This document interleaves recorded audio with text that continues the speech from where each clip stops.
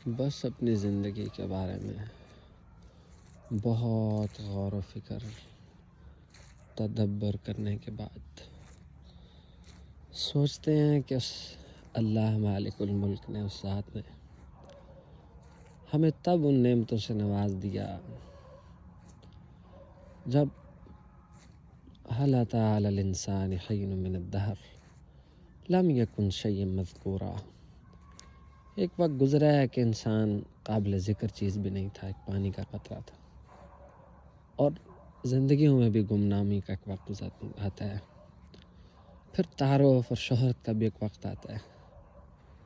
اللہ تعالیٰ کی کمال نعمتوں میں سے ایک بڑی نعمت ہے جب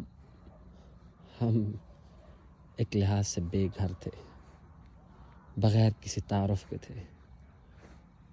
کچھ صلاحیتوں کے وارث اور مالک بھی نہیں تھے، کچھ دنیاوی عہدے اور قد کاٹھ بھی نہیں تھے۔ اس نے اس نعمت سے نواز دیا، جس نعمت سے میں آج کے نوجوان کے حساب سے بات کروں گا تو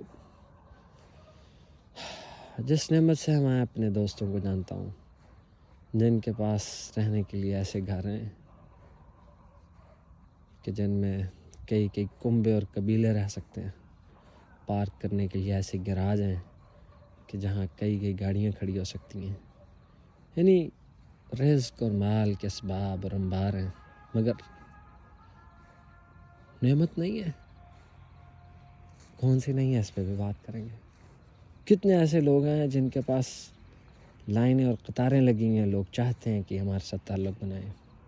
مگر اللہ کو جب منظور ہوگا تب ہی بن سکے۔ کتنے ایسے لوگ ہیں جو چاہتے ہیں کہ یہ کر لیں، بہتر سمجھتے ہیں، مگر نہیں ہیں۔ ہم کیوں نہ اپنے اللہ کا شکر ادا کریں جس نے ہمیں تب اس نعمت سے نوازا جب اس نعمت کے لیے جو چیزیں ضرورت ہوتی ہیں ہم میں سے کچھ بھی میسر نہیں تھا، اس نے اپنے فضل سے نواز دیا۔ ربی اوزعنی ان اشکر نعمتک التی انعمت علی۔ یا اللہ اب ہمیں توفیق دے، جو نعمتیں تو نے ہم پہ کی ہیں ہم ان کا شکر ادا کریں۔ حیران ہوتا ہوں میں، ہم اللہ تعالیٰ کو بھلا دیتے، ہم اس کی ناشکری میں اتر جاتے ہیں۔ وہ کبھی ہمیں تنہا نہیں چھوڑتا، حتیٰ کہ ماں باپ کی محبت کا استعارہ ہے، محبت کی ایک مثال ہے کہ اس سے شدید محبت کیا ہو سکتی ہے۔ واقعی ہی اس کی محبت 70 اور 90 ماؤں سے بھی زیادہ ہے، بلا شبہ زیادہ ہے، لیکن ہم پھر بھی اس کی ناشکری کرتے ہیں۔ تھوڑا سا ہم غور و فکر کریں اپنی زندگی میں، ہمیں اس کی ایک نہیں، 1000 نہیں، 1,00,000 نہیں، کروڑوں نعمتیں نظر آئیں اور وہ نعمتیں ہماری ناشکری کی بھیٹ چڑھ گئے ہیں۔ قتل الانسان ما اکفرہ من ای شیء خلقہ من نطفۃ خلقہ۔ انسان ہلاک ہو جائے، کیسا ناشکر ہے، نعمتیں اور نوازیں بھول جاتا ہے۔ وقت ایک آتا ہے زندگی میں ماں باپ بھی ساتھ نہیں بہت کھڑے ہوتے، آپ کے بیوی بچے بھی آپ کے ساتھ نہیں ہوتے، وہ وفا کے وعدے کرنے والے دوست وہ بھی نہیں سمجھ پا رہے ہوتے کہ آپ کس اذیت، کس قرب اور کس تکلیف سے گزر رہے ہیں، مگر اس وقت میں بھی اور ماں باپ کے بس میں نہیں ہوتا، وہ سمجھ نہیں سکتے کہ آپ کن حالات سے گزر رہے ہیں، وہ بھی آپ کے ساتھ نہیں ہوتے۔ جب کوئی بھی آپ کے ساتھ نہیں ہوتا، بہن بھائی نہیں ہوتے، دوست احباب نہیں ہوتی، آپ کی کمپنی نہیں ہوتی، اس وقت بھی حسبنا اللہ ونعم الوکیل، نعم المولا ونعم النصیر، پھر بھی اس وقت ہمارے ساتھ ہمارا رب کھڑا ہوتا ہے۔ سب محبتوں پہ غالب محبت ہے میرے اللہ کی، سب سے زیادہ شفیق اور کریم ہے، سب سے زیادہ مہربان ہے۔ ہم اتنے مہربان اللہ کو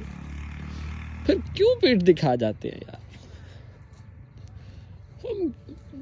کیوں اس کو بھول جاتے ہیں۔ اللہم انت عضدی، انت نصیری، پیارے محمد صلی اللہ علیہ وسلم فرمایا کرتے تھے، یا اللہ آپ میرے بازو ہیں، آپ میرے مددگار ہیں، بکاسولو، یا اللہ آپ کے ذریعے سے ہی میں فیصلے کرتا ہوں، آپ کے ذریعے سے ہی میں لڑتا ہوں۔ پھر بھی ہم اللہ کو بھلا جاتے ہیں اور وہ ہمیں نہیں بھلاتا۔ یاد رکھیں، اگر ہم باز نہ آئے، ہم نے اس پہ غور و فکر نہ کیا، پھر ایک وقت آتا ہے کہ اللہ تعالیٰ بندے کو جب بھلا دینا، فَأَنْسَاهُمْ أَنفُسَهُمْ، تو اللہ تعالیٰ پھر بندے کو بھلا دیتا ہے، پھر بندے کو اپنے نفع نقصان کی سمجھ نہیں آتی، پھر ایسی مہلتوں میں انسان کو چھوڑ دیا جاتا ہے کہ گمراہی اور غلطی اور گناہوں کی زندگی گزارنے کے باوجود وہ سمجھ رہا ہوتا ہے کہ میں حق پہ، حقیقت پہ کھڑا ہوں، رب مجھ سے خوش ہے، حالانکہ اللہ اس سے بہت ناراض ہوتے ہیں اور بہت جلد اس کی رسیاں کھینچی جاتی ہیں، پھر توبہ کا موقع نہیں ملتا۔